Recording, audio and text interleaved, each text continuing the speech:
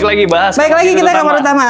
Oke, ada area kerjanya juga di sini. Ya, ada area kerja karena dari awal juga beliau minta saya ada butuh ruang kerja gitu kan. Iya, kadang-kadang mereka masih buka laptop.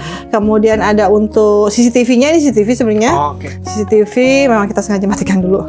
Dan DVR-nya ada di bawah. Kemudian nah, konsep Sunshine House-nya muncul lagi di sini. Apa tuh, Mas? Itu kayak Oke. bener ya?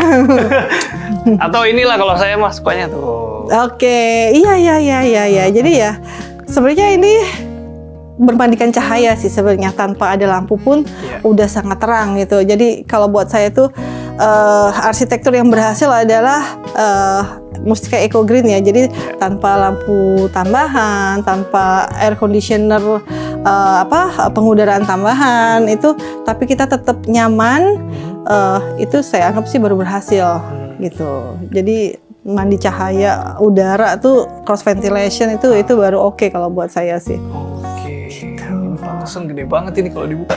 Iya. Jendela-jendela ini. Nah, karena ini kamar tidur utama, nggak lengkap kayaknya kalau nggak ada ruang di sebelah ini. Ya, WIC, walk-in closet. Lanjut kita ke walk-in closet. Wah, Nah, ini elegan sekali ini. ya kenyang ya naruh bajunya gitu kan.